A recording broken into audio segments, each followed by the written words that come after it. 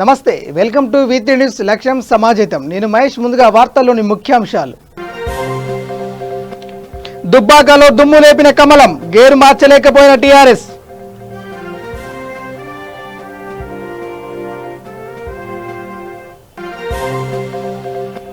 రైతు రాజు కావాలన్నదే సీఎం కేసీఆర్ లక్ష్యం. నందిగామలో రైతు వేదికను ప్రారంభించిన మంత్రులు.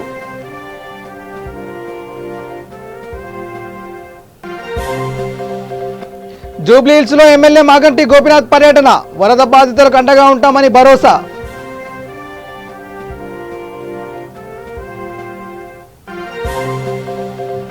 ఎల్బీ నగర్ మున్సిపల్ కార్యాలయం వద్ద టీడీపీ ఆందోళన. వరద బాధితులను ప్రభుత్వం ఆదుకోవాలని డిమాండ్.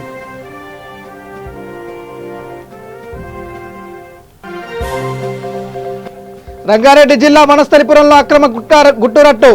నిందితులు అరెస్ట్ చేసి వారి వద్ద నుంచి 20 లక్షల స్వాధీనం.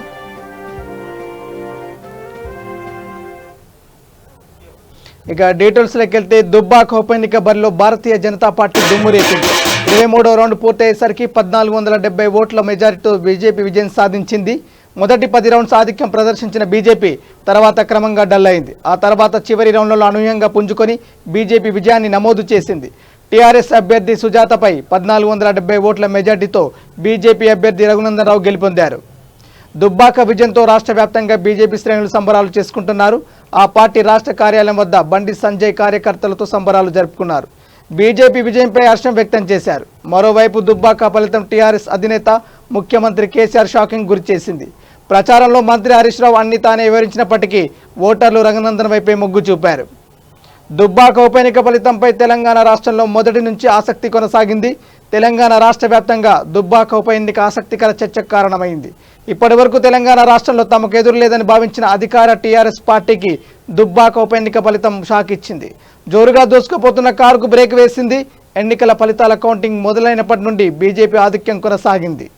మొదటి 10 రౌండ్లో ఆధిక్యం చూపించిన బీజేపీ 11 నుండి 19 రౌండ్ల వరకు కాస్త ఇబ్బందికర పరిస్థితిని ఎదుర్కొంది.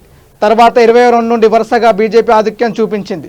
మొత్తంగా బీజేపీ ఓట్ల లెక్కింపు పూర్తయ్యేసరికి 1470 ఓట్ల మెజారిటీతో విజయం సాధించింది. మన రాష్ట్రంలో ఆది నుంచి ఆసక్తికరంగా సాగిన దుబ్బాక ఉప ఎన్నిక టీఆర్ఎస్ పార్టీకి చెమటలు పట్టించింది. అగ్రరాజ్యం అమెరికా ఎన్నికల ఫలితాల కంటే ఎక్కువ ఉత్కంఠ రేకెత్తించింది.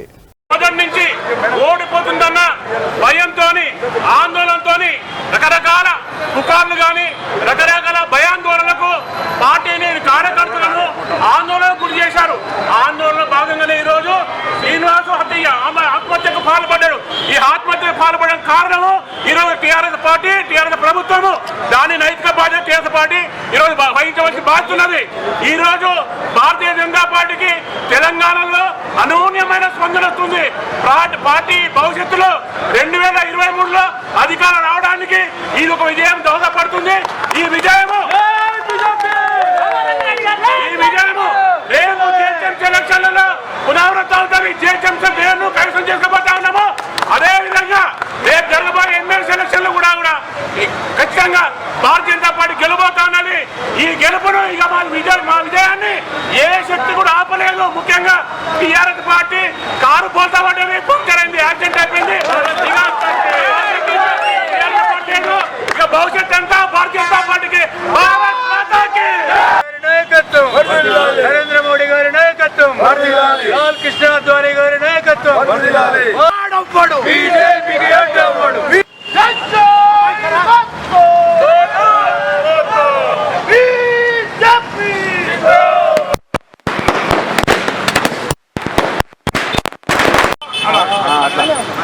టెన్షన్ లా మర్చిపోయాడు.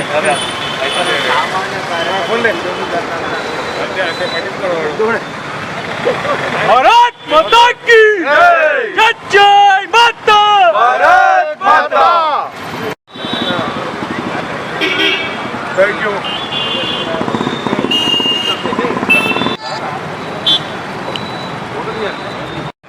ఇప్పుడే కేసీఆర్ పతనం ప్రారంభమైనది.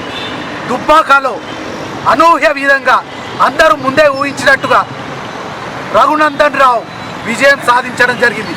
ఎన్ని కుట్రలు కుతంత్రాలు, హోటళ్లలో కూర్చొని ప్రత్యక్షంగా మినిస్టర్లు ఎమ్మెల్యేలు దగ్గరుండి ఎన్ని చాలా మంచి దినం ఈరోజు. దుబ్బాకలో ఈ తెలంగాణ లోపల దుబ్బాకలో ఒక ఉన్న కాన్సెన్స్ మీరే ప్రతి ఒక్కరు దాని మీద రైతు సంక్షేమమే ధ్యేయంగా తెలంగాణ ప్రభుత్వం పనిచేస్తుందని మంత్రి సింగిరెడ్డి నిరంజన్ రెడ్డి అన్నారు. రంగారెడ్డి జిల్లా నందిగామ మండలం కేంద్రంలో ఎమ్మెల్యే అంజయ్య యాదవ్ ఆధ్వర్యంలో మంత్రి రైతు వేదికను ప్రారంభించారు. ఈ కార్యక్రమాన్ని ముఖ్య అతిథిగా మంత్రులు సబితా ఇంద్రారెడ్డి, శ్రీనివాస్ గౌడ్ పాల్గొన్నారు. రైతు రాజు కావాలని సీఎం కేసీఆర్ లక్ష్యమని మంత్రులు తెలిపారు. ఈ కార్యక్రమంలో జిడ్పీ వైస్ చైర్మన్ గణేష్, సర్పంచ్ వెంకటరెడ్డి, ఎంపీటీసీలు కొమ్ము కృష్ణ, కుమార్ గౌడ్, రైతులు పాల్గొన్నారు.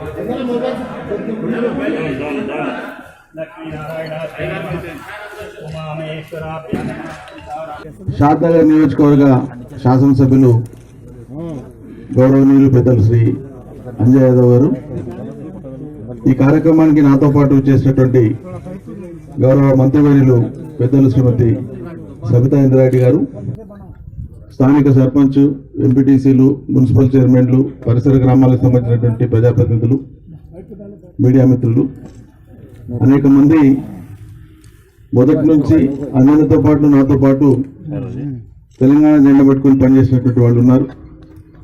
మా రాజారావు ప్రసాద్ కానీ, ప్రభాకర్ కానీ, ఇటీవలి కాలంలో అసోసియేట్ అయినటువంటి పెద్దలు వెంకటరావు గారు కానీ, అనేక మంది పేర్లు చెప్తే చాలా మంది ఉన్నారు. అందరికీ పేరు పేరున నమస్కారం.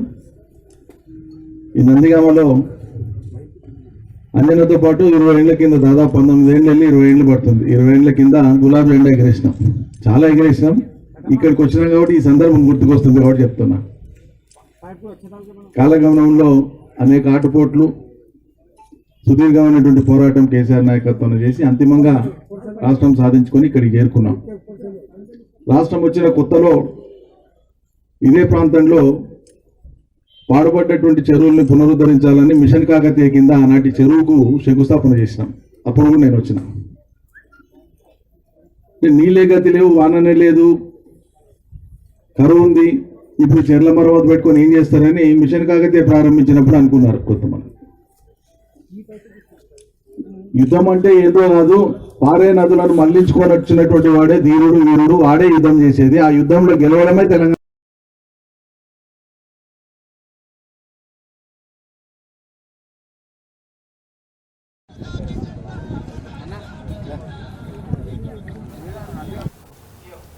రైతు సంక్షేమం కోసం సీఎం కేసీఆర్ అనేక పథకాలు చేపట్టారని ఎమ్మెల్యే చిట్టన్ రామ్మోహన్ రెడ్డి తెలిపారు. నారాయణపేట జిల్లా ఉట్కూరు మండలం నీడుగుర్తి గ్రామంలో ప్రాథమిక వ్యవసాయ సంఘం ఆధ్వర్యంలో వరి ధాన్యం కొనుగోలు కేంద్రాన్ని ప్రారంభించారు. ఈ కార్యక్రమంలో PSCS chairman, Utkoor chairman M Bala Reddy, ఏవో గణేష్ రెడ్డి, రైతు సమన్వయ సమితి మండల అధ్యక్షుడు సుధాకర్ రెడ్డి, గ్రామ సర్పంచ్ యశోదమ్మ, టీఆర్ఎస్ కార్యకర్తలు పాల్గొన్నారు. దేశంలో రైతులకు రైతు బంధు, రైతు బీమా ఇస్తున్న ఏకైక ప్రభుత్వం తెలంగాణ ప్రభుత్వం అని ఎమ్మెల్యే చిట్టన్ రామ్మోహన్ రెడ్డి కొనియాడారు. మండలంలో నిడుగుర్తి గ్రామంలో వరికొల్లు ధాన్యాన్ని ప్రారంభించడం జరిగింది. దీన్ని రాష్ట్ర ప్రభుత్వం 1883 రూపాయల వరకు, 88 వరకు మొదటి రకాన్ని, దానికి ఒక 3 రూపాయలు తగ్గించో 4 రూపాయలు తగ్గించి రెండో రకాన్ని కూడా తీసుకోవడం జరుగుతుంది. దీనికి ఎవరు రైతులు బాధపడవసరం లేదు. ఏదున్నా సరే, అది పసుపు రంగు వచ్చినా సరే, ఎరుపు రంగు వచ్చినా సరే, వడ్లు తప్పకుండా అన్ని కొనుగోలు చేస్తాము. దాన్ని ఎవరికి ఇబ్బంది కలగకుండా చూసుకుంటాము. దయచేసి రైతులు కూడా ఇదే విధంగా ముందుకు రండి. ఏ విధంగా అయితే పోయినసారి యాసంగి పంటల చేనుల పొంటి వచ్చి వరిధాన్యం కొన్నాము కరోనా టైంలో, ఇప్పుడు సెంటర్లు పెట్టుకొని సెంటర్ల వారీగా వరిధాన్యం కేంద్రాన్ని కూడా ప్రారంభించుకోవడం, ధాన్యాన్ని కూడా సేకరించడం కూడా జరుగుతుంది. కాబట్టి దయచేసి దీన్ని సద్వినియోగపరచుకోవడం నేను అందరితో కోరుతున్నాను. నమస్కారం.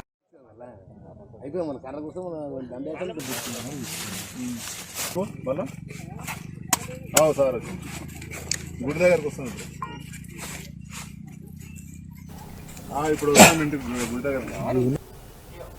జూబ్లీహిల్స్ శ్రీనగర్ కాలనీలో వరద బాధితులను ఎమ్మెల్యే మాగంటి గోపినాథ్ పరామర్శించారు. నగరంలో కురిసిన భారీ వర్షాలకు సెల్లార్లో నీరు చేరడంతో ఎస్బీహెచ్ కాలనీలో విద్యుద్ఘాతంలో ఓ వ్యక్తి మృతి చెందాడు. బాధిత కుటుంబానికి ఎమ్మెల్యే 5 లక్షల రూపాయల ఆర్థిక సాయం అందజేశారు. ఈ కార్యక్రమంలో ఎమ్మెల్యే పాల్గొన్నవారు డివిజన్ అధ్యక్షుడు అప్పుఖాన్, నరేందర్ యాదవ్, తన్నూఖాన్, మధు యాదవ్ పాల్గొన్నారు.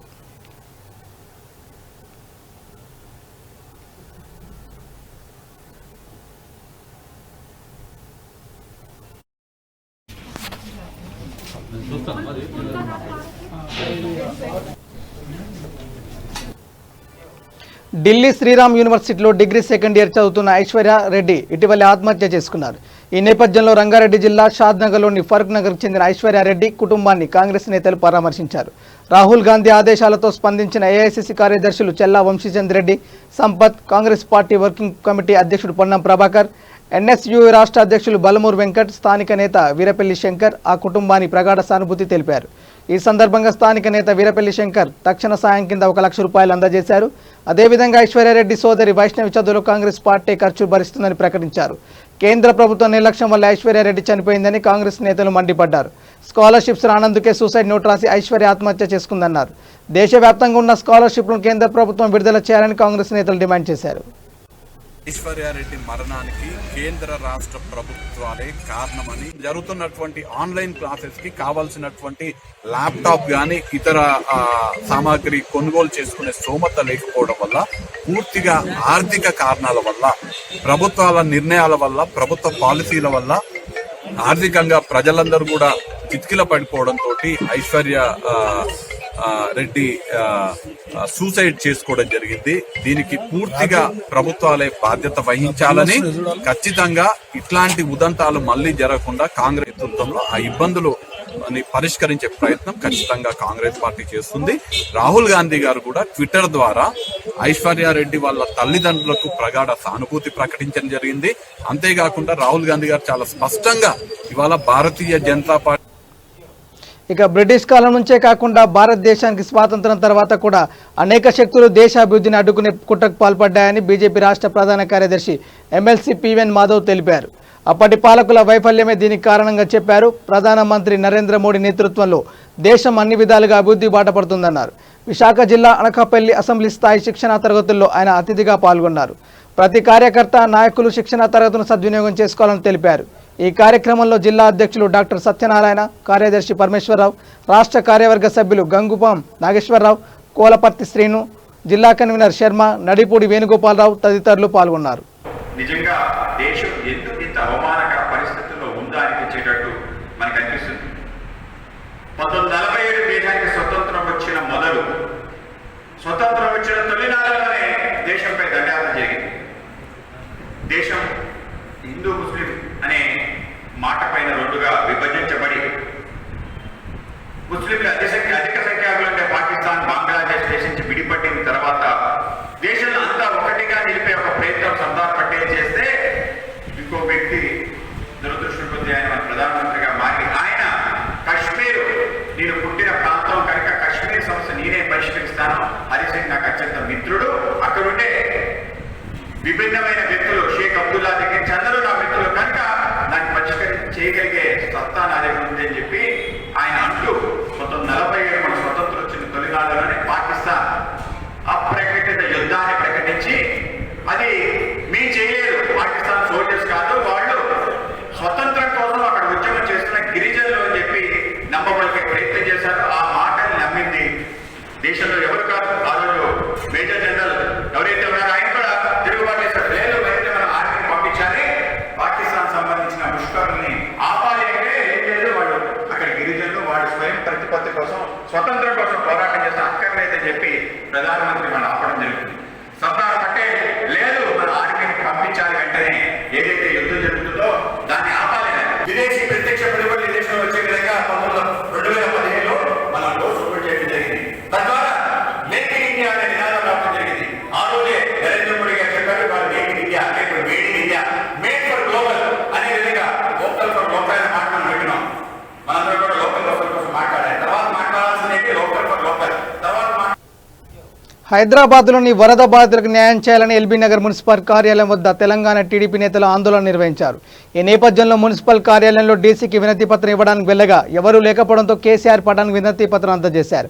ఈ కార్యక్రమంలో తెలంగాణ టీడీపీ మహిళా అధ్యక్షురాలు జ్యోత్స్న, ఎల్బీ నగర్ నియోజకవర్గం టీడీపీ ఇన్ఛార్జ్ కృష్ణప్రసాద్, రాష్ట్ర మహిళా ప్రధాన కార్యదర్శి కృష్ణవేణిరెడ్డి, డివిజన్ అధ్యక్షులు Sunil, Hydernagar youth president Ranjith, TDP కార్యకర్తలు పాల్గొన్నారు.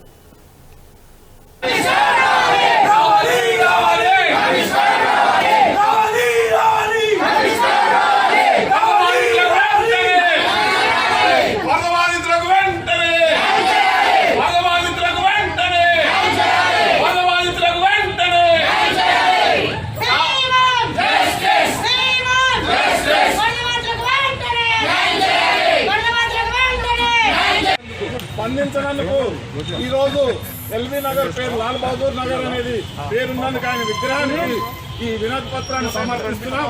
మీరంతా కూడా ప్రజలంతా కూడా ఆలోచించండి. మన ట్యాక్సులతోటి, మన కట్టే ఇంటి పన్నులతోటి, ట్యాక్సులతోటి వీళ్ళకి జీతాలు వస్తాయి.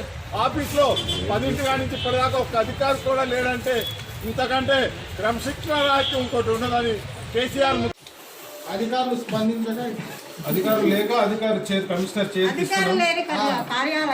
కమిషనర్ అధికారులు లేరు కాబట్టి దాని మీద వెళ్ళుండొచ్చు, అది సహజం. కానీ ఇంత పెద్ద ఆఫీస్ లో ఇది తీసుకోవడానికి అధికారులు లేకపోతే ఒకరు రావాలి రావాలి కనీసం గౌరవ ముఖ్యమంత్రి గారు మీరు ఆ పొజిషన్ కూర్చున్నారు కాబట్టి మీకు గేట్లు ఎప్పుడు మూసే ఉంటాయి, మమ్మల్ని అక్కడికి రానియరు. కనీసం ఇక్కడ మీ ఫోటో కన్నా మేము ఇస్తున్నాం. దయచేసి దీన్నన్నా గుర్తించి ప్రజలకు ఎట్లయితే ఇబ్బందులు జరుగుతున్నాయో ఇబ్బందులు వెంటనే కూడా మీరు పరిష్కారం దిశగా తీసుకుపోవాలి. ఏదైతే వరద సహాయంలో అన్యాయాలు, అక్రమాలు, అవకతవకలు జరుగుతున్నాయో వాటికి సంబంధించి కర్నూలు జిల్లా ఆళ్లగడ్డలో ప్రజా సమస్యలపై టీడీపీ నేతలు ధర్నా చేపట్టారు. ప్రజలను సమస్యలను వైసీపీ ప్రభుత్వం పట్టించుకోవడం లేదని మండిపడ్డారు. ఈ ధర్నాలో మాజీ మంత్రి, టీడీపీ పార్టీ రాష్ట్ర ప్రధాన కార్యదర్శి భూమా అఖిలప్రియతో పాటు టీడీపీ కార్యకర్తలు పాల్గొన్నారు. ఈ సందర్భంగా మున్సిపల్ కమిషనర్ తరపున కలెక్టర్కి ప్రజా సమస్యలపై వినతి పత్రం అందజేశారు. ఈ కార్యక్రమంలో పార్టీ అభిమానులు, కార్యకర్తలు తదితరులు పాల్గొన్నారు.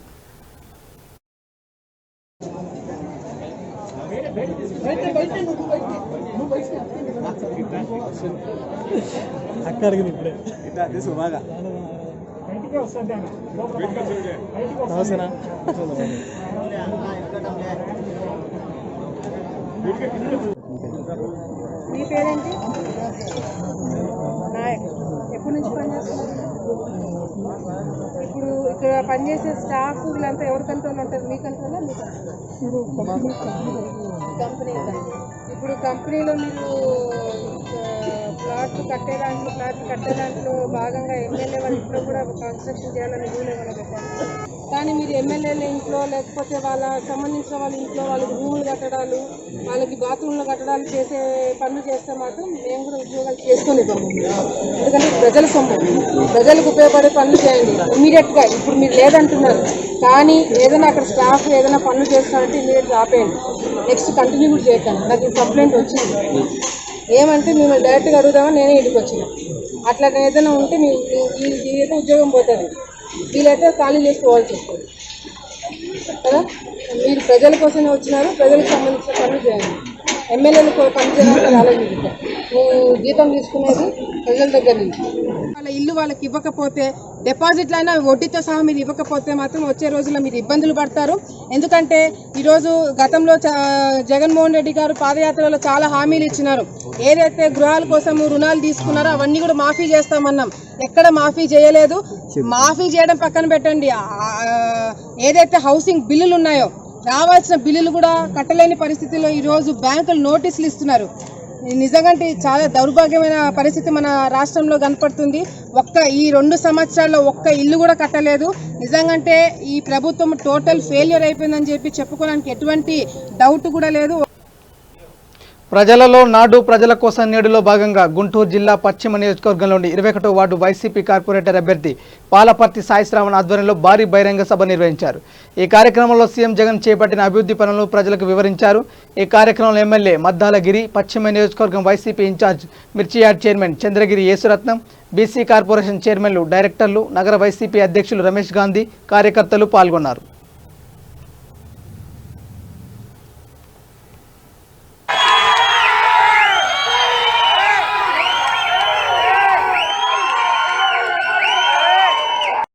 గెలిపించారు.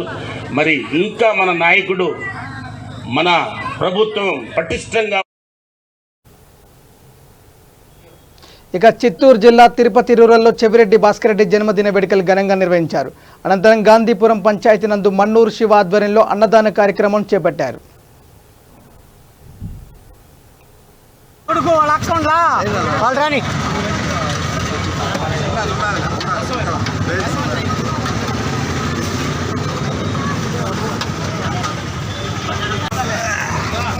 అందరికీ నమస్కారం.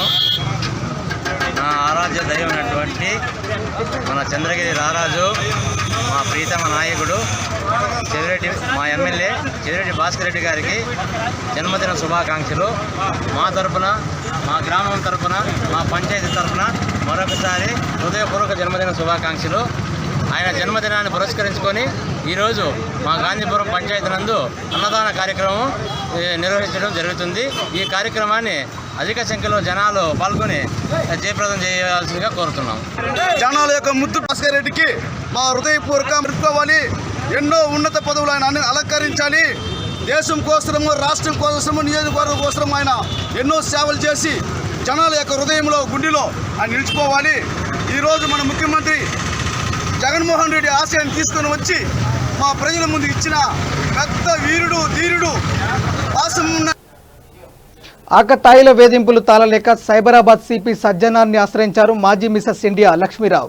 హైదరాబాద్ నల్లగొండలోని మంజీరా డైమండ్స్ టవర్స్లో నివాసం ఉంటున్న లక్ష్మీరావు అపార్ట్మెంట్ ప్రెసిడెంట్ సెక్రటరీగా వ్యవహరిస్తున్న అతుల్ సింగ్, సిద్ధార్థ, శ్రీజిత్ తనను వేధిస్తున్నారని సిపికి ఫిర్యాదు చేశారు. గత కొంతకాలంగా దుర్భాషలాడుతూ ఆత్మహత్య చేసుకోమని బెదిరింపులకు పాల్పడుతున్నారని, దీనిపై చర్యలు తీసుకోవాలని సిపిని కోరారు. బాధితురాలు ఫిర్యాదు మేరకు సదరు వ్యక్తులపై చర్యలు తీసుకుంటామని సిపి సజ్జనార్ తెలిపారు.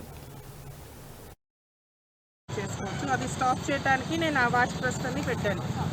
అదంతా చేసుకుంటూ ఫ్యామిలీ ఉందండి. నాకు బాబు ఉన్నారు. 10th final, 12th final year, board exams. మేము కరోనా ఇదంతా వలన ఇంట్లోనే ఎక్కువ ఉండటం వలన పిల్లలతో జరుపుతాం, ఇదంతా సరిపోయింది. ఈరోజు ఒక పెద్ద మెయిల్ వచ్చిందండి, నేను సూసైడ్ చేసుకోపోతున్నానని చెప్పేసి. నా ఆర్డబ్ల్యూ టీము అతుల్, శ్రీజిత్, సిద్ధార్థ్ ముగ్గురు RW team members mail viral చేశారండి సొసైటీలో. అసలు కారణం లేకుండా, ఏం లేకుండా వాళ్ళు చేయలేదండి. ఇది మొత్తం జనవరి నుంచి నాకు హెరాస్మెంట్ చేస్తున్నారు, అబ్యూస్ చేస్తున్నారు. నా కార్ని డ్యామేజ్ చేశారండి. 6 to 7 lakhs నాది మొత్తం ఎక్స్పెన్సెస్ అయింది. అది కాక రోజు అబ్యూస్ చేయటం. ముందు చెట్లు గుమ్మాల దగ్గర, తులసి ముక్కు దగ్గర చెట్లంతా పగలగొడతాం. చెప్పులు నువ్వు అక్కడే తులసి ముక్కు దగ్గర పెట్టు, దీపం పెట్టొద్దు అంటాం. అసలు వివాదం స్టార్ట్ అయింది. అసలు మామూలుగా నా కార్ పార్కింగ్లోనే నా కార్ ఉంది. నేను సెక్రటేరియట్లో బిజీగా ఉన్నా మీటింగ్లో. వాళ్ళు నా పిఏకి డ్రైవర్కి కాల్ చేసి, మేడంని రమ్మని చెప్పు ఇప్పుడే, లేకపోతే మేము లాక్ చేస్తాము అని చెప్పి నా కార్ పార్కింగ్లో ఉందా ఆ ఎవిడెన్స్ కూడా నేను సిపి గారికి ఇవ్వడం జరిగిందండి. నా కార్ పార్కింగ్, నా కార్ దగ్గర ఉన్నప్పుడు ఎందుకు నేను వాళ్ళు డ్యామేజ్ చేయటం, లాక్ చేయటం నాకు అర్థం అలా. అంటే జలస్ ఉండొచ్చు, మరి ఇంత జలసా? అంటే సూసైడ్ చేసేసుకుంటాను. నేను ఎందుకు సూసైడ్ చేసుకుంటానండి? అసలు అర్థం లేదు, దానికి సెన్స్ లేదు. నేనేంటి కోరుకునేది, సిపి గారితో, ఈ సిటీతో ఇట్లాంటి యాక్షన్ తీసుకోవాలండి స్ట్రాంగ్గా. వీళ్ళు నాకు ఏదైనా చేయొచ్చు. నా కార్ డ్యామేజ్ చేశారు, నన్ను అబ్యూస్ చేశారు, నా పిల్లల్ని హెరాస్ చేస్తున్నారు. నేను లేనప్పుడు పాపతో ఫైటింగ్ చేస్తున్నారు. చందర్నగర్ పోలీస్ స్టేషన్ నుంచి డైలీ అండి బాలకృష్ణ అని చెప్పి, నర్సింగ్ అని చెప్పి, బాలరాజ్ అని చెప్పి వచ్చి నచ్చ చెప్పి వెళ్తున్నారు. కానీ వాళ్ళు మరీ 2 years in the June month. All of these 3 people, Atul, Siddharth and Srijit, I think they have some criminal activity. Atul Singh is from Bihar, Srijit Nayyar is from the Kerala, and Siddharth I don't know from where. All these 3 people have captured all the money, and yesterday only I came to know 4 కోట్లు వస్తున్నాయి resident welfare అసోసియేషన్కి. వాళ్ళు ఏం చేయట్లేదని 2-3 hours మొత్తం 150 to 200 residents నుంచో పెట్టి, బాలరాజు గారు ఉన్నారు టీంతో, నరసింహరావు సిఐ గారు ఉన్నారు. ఆదిలాబాద్ జిల్లా సిరికొండ మండలం పొన్న గ్రామానికి చెందిన జ్ఞానేశ్వర అదృశ్యం విషాదాంతమైంది. ఈ నెల 6వ తేదీన అదృశ్యమైన యువకుడి మృతదేహం మహారాష్ట్రలోని కిన్వెట్ పరిధిలోని మాండ్వి అటవీ ప్రాంతంలో లభ్యమైంది. తల్లిదండ్రుల ఫిర్యాదు మేరకు పోలీసులు అన్ని కోణాల్లో దర్యాప్తు చేసి శ్రీనివాస్ అనే వ్యక్తిని అదుపులోకి తీసుకుని విచారణ చేపట్టారు. కాగా జ్ఞానేశ్వర్ని హత్య చేసి మృతదేహాన్ని అటవీ ప్రాంతంలో వదిలేసినట్లు నిందితుడు శ్రీనివాస్ ఒప్పుకున్నట్లు పోలీసులు తెలిపారు. నిందితుడు తెలిపిన ఆధారాల మేరకు మాండ్వి అటవీ ప్రాంతంలో మృతదేహాన్ని స్వాధీనం చేసుకున్నట్లు సిఐ రవీందర్, ఎస్ఐ సూర్యప్రకాష్ వివరించారు. దగ్గర బాడీని పడేయడం జరిగింది అని చెప్పి అతను కన్ఫెస్ చేయడం జరిగింది. దాని ప్రకారము నిన్న బై ఈవినింగ్ సిఐ రవీందర్ గారు అండ్ మై విశాఖ జిల్లా మధురవాడలో దోపిడీ దొంగలు హల్చల్ చేశారు. సెంట్రల్ బ్యాంక్ ఆఫ్ ఇండియా ఏటీఎంలో గుర్తు తెలియని దుండగులు చోరీకి యత్నించారు. అదే సమయంలో ఏటీఎంలో అమర్చిన అలారం గంట మోగడంతో దుండగులు పరారయ్యారు. సమాచారం అందుకున్న పోలీసులు సంఘటనా స్థలానికి చేరుకొని కేసు నమోదు చేసి దర్యాప్తు చేపట్టారు.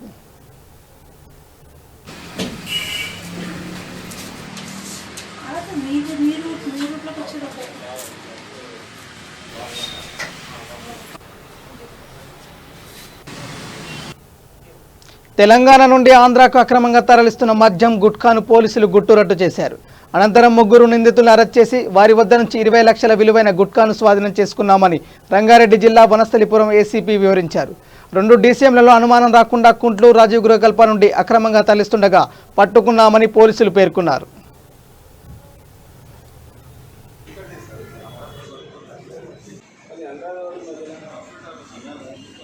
నిన్న రాత్రి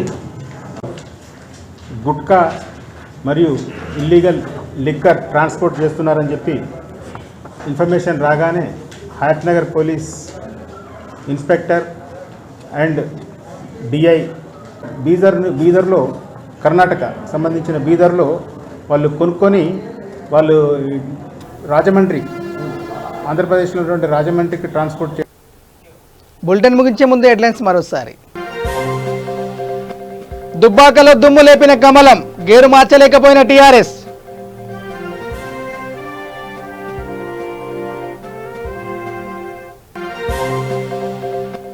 రైతు రాజు కావాలన్నదే సీఎం కేసీఆర్ లక్ష్యం. నందిగామలో రైతు వేదికను ప్రారంభించిన మంత్రులు.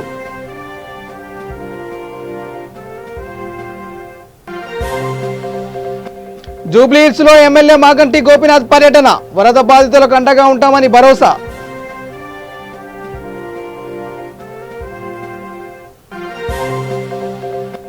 ఎల్బీ నగర్ మున్సిపల్ కార్యాలయం వద్ద టీడీపీ ఆందోళన, వరద బాధితులను ప్రభుత్వం ఆదుకోవాలని డిమాండ్.